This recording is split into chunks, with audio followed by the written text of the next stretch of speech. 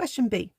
At time t equals 1, another object Q is projected from B towards A with the same speed of projection and in direction which is also 30 degrees above the horizontal.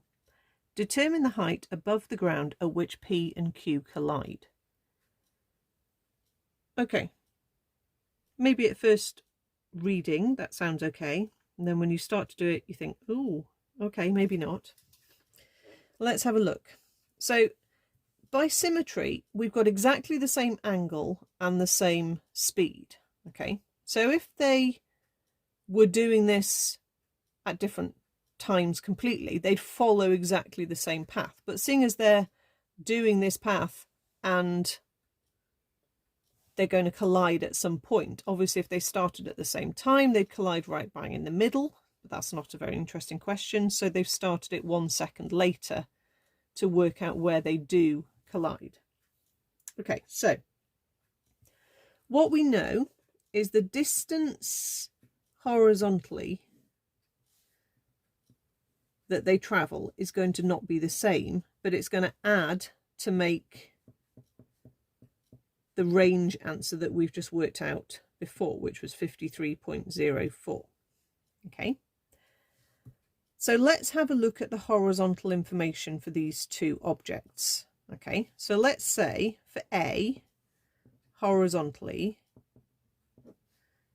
S we'll call x1, A is 0, U is 24.5 cos 30, and T is going to be the same T for both objects. Okay, so if we can work out when they collide, we can then work out how high they are at that point. Okay, so for B horizontally, we've got S is x2, A is 0, U is also 24.5 cos 30, and we've got T is the same T. No, it's not. It's 1 second later. So for B, it's going to be travelling for 1 second less. So that's going to be T minus 1. So again, using S equals ut plus a half at squared, which is 0 because A is 0, we get x1 is 24.5 cos 30, which was that 49 root 3 over 4 times T. And we get x2 is 49 root 3 over 4 times T minus 1. And these add together to make 53.04.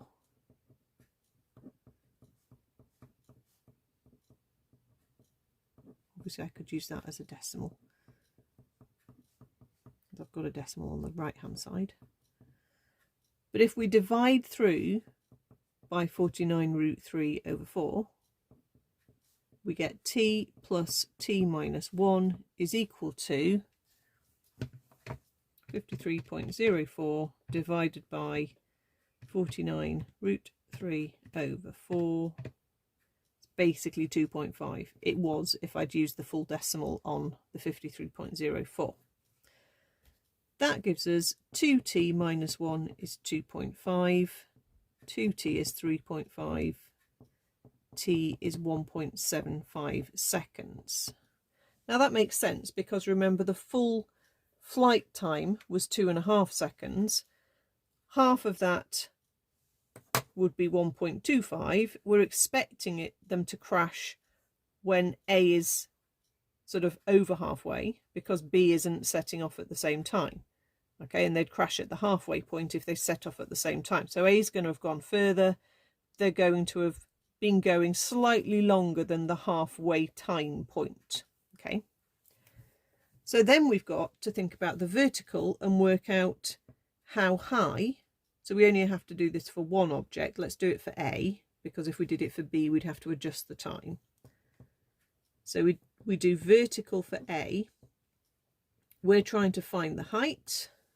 Okay, we've got A is minus 9.8. We've got U is 24.5 sine 30, which was 12.25.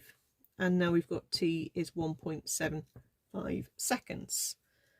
So finally, S equals ut plus a half at squared gives us 12.25 times 1.75 plus a half times negative 9.8 times 1.75 squared, and we'll work that out.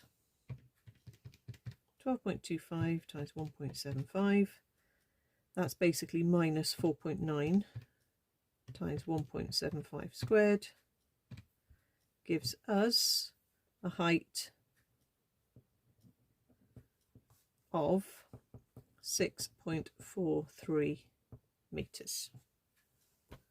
Done. Not particularly easy.